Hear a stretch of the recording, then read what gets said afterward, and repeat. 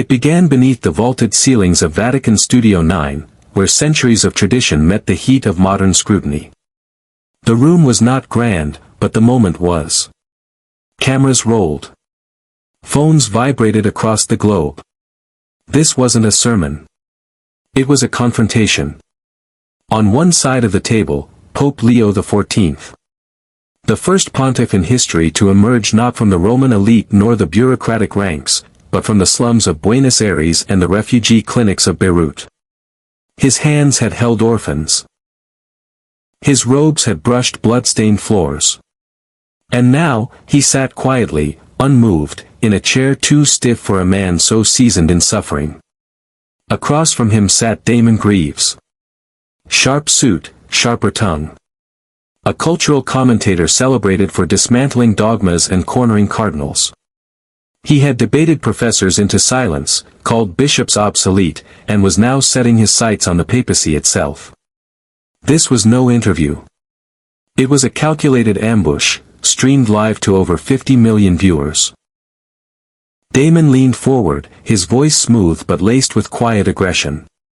"Your Holiness," he said, "some are saying you're no longer the guardian of doctrine, but the author of something entirely new. Are you rewriting what cannot be rewritten?" The question floated in the air like a knife suspended mid-flight. Studio technicians froze.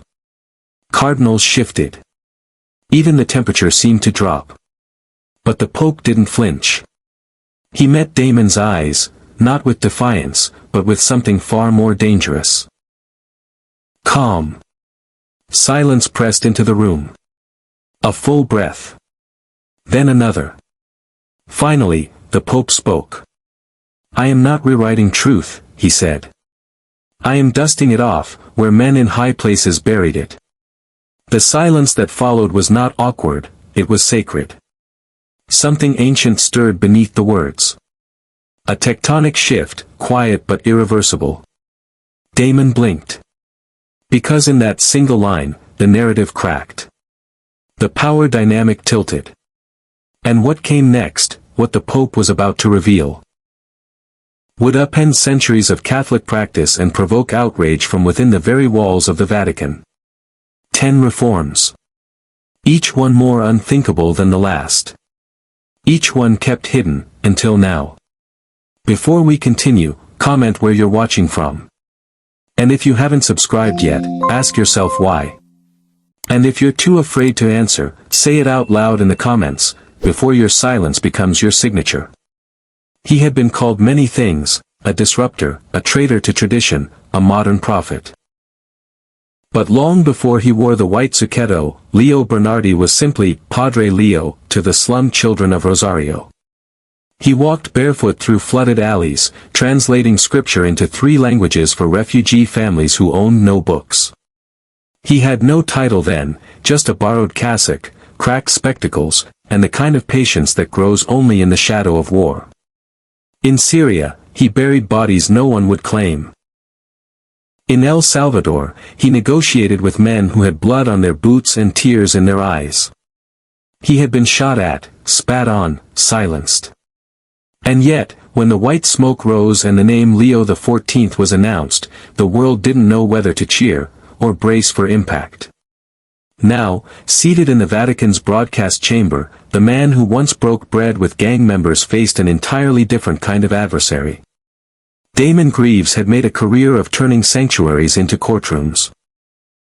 He was charismatic, cold, and surgically precise. His best-selling book, The Cloak and the Ledger, accused the Catholic hierarchy of laundering not just money, but morality. He had exposed secret retreats, unearthed hidden settlements, and once said in a panel, if Christ returned today, the Church would crucify him again, this time behind stained glass. He didn't come to the Vatican to ask questions. He came to control the narrative. The room itself was neutral. Modern lighting, a steel table, 2 water glasses placed equidistant. Behind Pope Leo, no crucifix, no flag, only a white wall, so bare it looked unfinished. Damon had insisted on the setting. No symbolism, he said. Just truth. The broadcast was global. 5 continents. 70 languages. A translation feed ran beneath the screen. This wasn't a private discussion. It was a theological duel, and the world was holding its breath.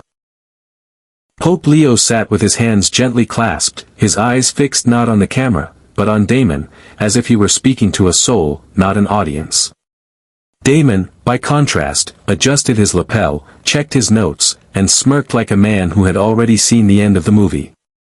And yet beneath the surface, beneath the water glasses and wire microphones, ran something heavier. Rumors. Whispers of reforms. Not footnotes, not clarifications. But sweeping, foundational shifts. 10 of them. Prepared in secrecy. Leaked in fragments. The kind of changes that would ignite fury in seminaries, panic in parishes, and jubilation in places long ignored. And tonight, under the glare of the world's gaze, the Pope was going to speak them aloud. If this already feels uncomfortable, it's because you know it matters. If something inside you is leaning in while the rest of you wants to pull away, subscribe now. Or comment below, tell the truth. Why are you still on the fence? And what exactly are you afraid of hearing next? Damon didn't lunge. He knew better than to come in swinging. He was a craftsman of illusion, measured, meticulous. His first question sounded almost kind. Your Holiness, he began, voice laced with theatrical respect, when you look at the Church's history, its entanglements with regimes, its silence in times of genocide, its wealth amid global poverty, do you ever wonder if the institution you lead has lost the right to speak on moral authority? The words were soft. The blade was hidden. The Pope didn't look shaken. He took a quiet breath, the kind that stretches time, and leaned slightly forward, not as a retort, but as a gesture of presence. Authority, he said gently, does not come from having clean hands. It comes from having wounded ones, and still offering them in service. Damon's eyes flickered, just a moment, but the mask of control quickly returned. I understand, he continued, but surely you see the optics. A church whose cathedrals glitter with gold while its parishioners go hungry. A church that demands celibacy from its clergy, while hiding centuries of sexual misconduct. Doesn't that raise questions of hypocrisy? There was no rise in his voice, only escalation in tone. This was the dance of journalistic entrapment. He was inviting the Pope to defend the indefensible, to crumble beneath the weight of accumulated sin. But Pope Leo didn't play defense. He told stories. I was once called to hear confession in a prison where a priest had been sentenced for what you just described, he said. The warden offered to escort me with guards. I refused. The man behind those bars, he was a disgrace to the collar, yes. But he was also a soul. And on his lips was a single word, forgive me. Damon tilted his head slightly, not in reverence, but in calculation. And you see that as sufficient? A whispered apology, after lives were ruined? The Pope's eyes, aged but unblinking, held his gaze. I see it, he replied, as the first brick in rebuilding a soul. Justice belongs to the courts. Mercy belongs to God. And it is the Church's duty to carry both in trembling hands. The room was quiet now, not silent, but still. One could hear the subtle shift of limbs, the careful uncrossing of a viewer's arms. Something was happening, slow, invisible, but real. Not conversion. Not surrender. But the beginning of hesitation. Damon's tone shifted slightly. The smile returned, but it was more practiced now. And what about rules, then, he said. You're rumored to be abolishing centuries-old traditions, lifting the celibacy vow, reconsidering the place of women, even re-evaluating doctrines on sexuality. Some would say you're bending to the pressures of modernity. Pope Leo did not deny it. He did not retreat behind dogma or quotes. He simply said, there is a difference between bending and bowing. I will not bend to culture. But I will bow to the Christ who knelt to wash the feet of those the world called unclean. The line hung in the air like incense, fragile, fragrant, lingering longer than expected. You're watching grace disarm arrogance. A man using power to serve. And another using questions to dominate. Ask yourself, which one reflects the world you want to build? Subscribe, unless you're not ready to be challenged. And if not, speak plainly in the comments. Why does humility make you uncomfortable? Damon adjusted his seat now, not out of discomfort, but to signal dominance. His fingers brushed the edge of his notes, but he no longer looked at them. He had waited long enough to unsheath the real questions. The warm preamble was over. So let's speak plainly, Your Holiness, he said, voice clipped and deliberate. You speak of mercy, but what of revision? You've publicly hinted at new language on sexuality. You've met with groups previously condemned. You've opened doors where your predecessors locked them shut. Are you not, in essence, dismantling the moral framework of the Church to satisfy cultural applause? The question didn't seek an answer. It sought an admission. For a moment, Pope Leo said nothing. His hands, still folded, rested on the table like two stones beneath a still river. Then he raised his eyes, not to the camera, not to the audience, but directly into Damon's face. I once baptized a man in a refugee camp, he said. He had lost his wife, his son, and half his leg to a drone strike. He'd never read the catechism. He barely understood who Peter was. But when I asked him why he wanted to become a Christian, he wept and said, because your Christ never turned away the bleeding. Damon flinched, but just slightly. I did not ask who he loved, the Pope continued. I did not ask what his political beliefs were. I asked if he believed in grace. And he said, yes. That was enough for Christ. It was enough for me. Damon leaned in now, expression taut. And what of women in the Church, he asked. You've appointed female theologians to lead councils that once barred them. You've been photographed praying over female deacons. The Curia is whispering. Are you preparing to ordain women as priests? The Pope exhaled, slow, reverent. Not tired, not irritated. Simply aware of the weight of the moment. I have sat at the deathbed of women whose holiness dwarfed my own, he said. Women who nursed the sick, preached to the dying, and lived in quiet sanctity while men argued over vestments. If the Spirit speaks through them, shall I silence him because of their anatomy? A hush followed, not just in the room, but in the comments section of every live stream. The kind of hush that makes people adjust their posture, unsure why they feel suddenly exposed. Damon tried again. People say your views on war are naive, he said. You've condemned both sides in recent conflicts. You've refused to take political positions on just war theory. Isn't neutrality a form of betrayal? Pope Leo's voice dropped, lower than before. Not in volume, but in gravity. I have held the hand of a child who lost her arm because men with flags said they were defending freedom. I've anointed the forehead of a soldier who could no longer sleep because his orders told him to shoot before asking questions. He looked up again. Politics divides. The gospel unites. It wasn't shouted. It wasn't defended. It was declared, the way one might speak a eulogy, or a vow. The emotional shift was undeniable. This was no longer an interview. It was a reckoning. One man clinging to the power of systems, the other speaking as if each word had been wrestled from the mouth of suffering itself.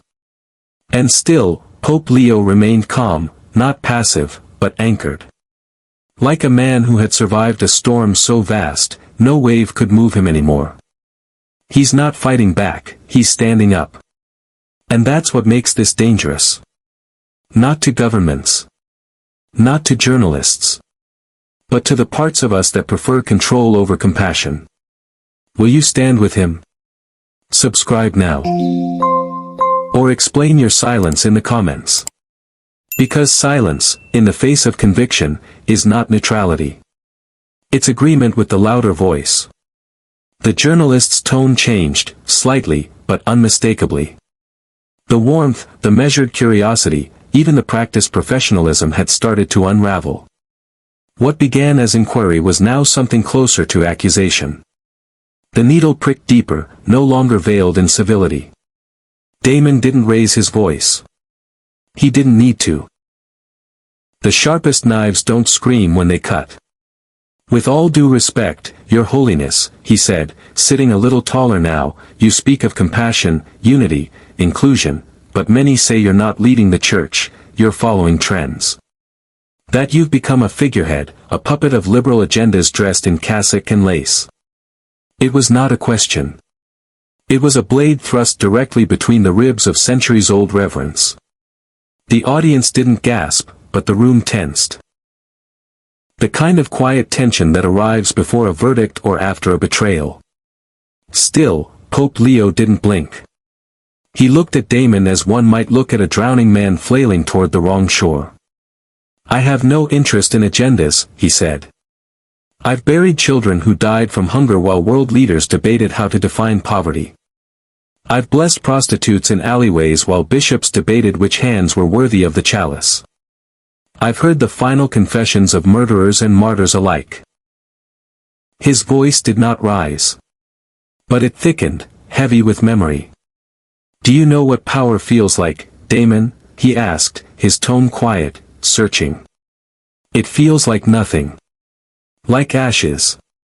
Like silence, when you're the only one left standing beside a body no one else would bury.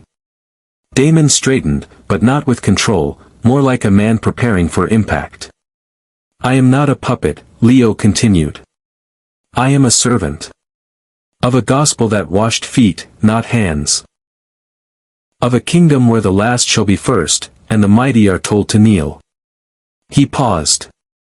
Not for effect, but for breath. For gravity. You call it naive to protect the innocent. I call it sacred. The line didn't echo, but it didn't have to.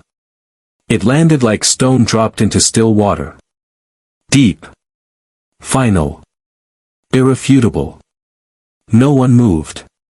The camera operators watched with unblinking focus. Aides standing off-screen bowed their heads slightly, though none knew why. Somewhere in the back of the room, a Vatican security guard crossed himself, not from duty, but from instinct.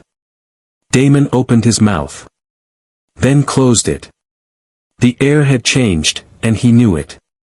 The stage that once belonged to him now bent around something older, heavier, untouchable. The Pope sat still, not triumphant, but rooted, like oak after wind. And in that stillness, the confrontation shifted. It was no longer a battle of wit or ideology. It was a moment of truth, and one man had none left to give. This isn't just a pope. This is moral courage. This is what conviction looks like when it's been forged in grief and gospel. Subscribe, because if this shook you, it was meant to. And if you're still hesitating, ask yourself, what's holding you back? And say it in the comments. Because silence now won't protect you from what comes next. The silence had lingered long enough to become something else. No longer an awkward pause, but a kind of reverence. Damon Greaves could feel it, even as he worked to ignore it. The authority he once wielded, his tempo, his rhythm, his choreography, had been stolen, not by aggression, but by stillness. But a seasoned provocateur doesn't surrender. He pivots. So what you're saying, Damon began, adjusting his tone as if trying on a new suit, is that the church can stand beside sinners without compromising doctrine. That it can sit at the table without endorsing what's on the plate. Pope Leo didn't respond immediately. Instead, he allowed the words to hang there, half-formed and hollow. Then, calmly, he said, engagement isn't endorsement. Damon blinked. I have dined with addicts, Leo continued. I have celebrated Mass with atheists. I have prayed beside Muslims, comforted transgender youth, and mourned with mothers who aborted their children and then wept for them the rest of their lives. Was I endorsing? No. I was encountering. There was a shift in the room now. Subtle. A chair creaked. A cough was stifled. A few heads tilted, not in confusion, but in reconsideration. Damon tried again, his voice slightly thinner than before. But don't you think this kind of messaging, this proximity, blurs lines that are meant to be firm? Don't you risk erasing clarity in your attempt to show compassion? The Pope's expression did not harden. It softened. Clarity, he said, is not the same as coldness. There is nothing unclear about Christ washing Judas' feet. Damon swallowed. The Pope leaned forward slightly, not in aggression, but in invitation. You want to protect the Church from confusion, he said. I want to protect it from indifference. From a heart that sees pain, and feels nothing. Then, his voice deepened, not louder, but more deliberate. Why does defending the broken offend you? The question cut through the studio like a crack in glass. Damon didn't answer. Couldn't. Because somewhere beneath the questions and the posturing, something had shifted in him too. Just slightly. But visibly. He glanced at his notes, but they offered no sanctuary now. Their sharpness had dulled against something far older than logic, witness. The camera captured it, the flicker of recognition, the moment when a man realizes he's not leading the conversation anymore. He's being examined by it. Around the room, the audience had changed. No longer leaning forward for drama. Now sitting back in contemplation. There were murmurs, soft, respectful. A few brows furrowed. A few eyes welled. Not from sentimentality, but from a quiet discomfort that only truth can produce. Pope Leo did not gloat. He did not lean back in victory. He simply returned to stillness, hands once again folded. He had dismantled the argument not with debate, but with devotion. Not with volume, but with vision. And in doing so, had left the world with a choice, return to the comfort of criticism, or walk into the discomfort of conviction. He didn't yell. He told the truth. Subscribe, because moments like this aren't performances. They're invitations. And if you're still watching in silence, then answer in the comments, why does truth still scare you? The atmosphere no longer crackled with confrontation. It breathed. And in that breath, the Pope shifted. Not as a man who had won a debate, but as one who now saw the weight of the moment pressing down on more than just the room. It pressed on hearts. On histories. On homes watching in silence across the world. He turned, not to Damon, who now sat quiet with his pen untouched, but to the cameras. To the people beyond them. To the ones watching from hospital beds, kitchens, prison cells, seminary dorms, newsrooms, monasteries, and bedrooms where faith had long since been folded away like an old relic. His gaze did not pierce. It welcomed. I want to ask you something, he said, voice lower now, not from fatigue, but reverence. What kind of church do you want your children to inherit? He let the question sit, not to linger in abstraction, but to root itself like seed in soil. A church that builds taller walls and safer halls for the righteous to gather in peace, he continued. Or a church that walks barefoot into broken places, not with pride, but with bread? Not with slogans, but with wounds still healing. He paused. A church that condemns from a distance, or one that kneels close enough to stain its knees? The words weren't rhetorical. They were reflective. A mirror held up to the soul of a global institution, and to every soul watching it. There is a way, he said gently, to love without abandoning standards. And a way to uphold truth without crucifying the people who don't yet live it. His voice softened even further, now barely louder than prayer. Mercy without courage is weakness. But courage without mercy becomes cruelty wearing a moral disguise. Even Damon, whose eyes had drifted away, now turned back toward the Pope. Not in combat, but in witness. Pope Leo drew a breath, like someone gathering not words, but weight. "This isn't about me," he said. "And it's not about this moment. It's about what kind of world we are shaping with our silence, with our sarcasm, with our systems." He leaned closer. Just slightly, as if speaking not into a mic, but into someone's conscience. "We don't need louder opinions. We need deeper repentance. We don't need sharper doctrines. We need holier hearts." There was no applause. That would have broken the spell. There was only stillness, and the faint sound of something cracking open. Perhaps pride. Perhaps fear. Perhaps faith, long buried, remembering what it felt like to breathe. You've been challenged, not entertained. That was never the goal. So subscribe now, not to a channel, but to a calling. And if you refuse, at least be bold enough to say why. Not to us, but to yourself.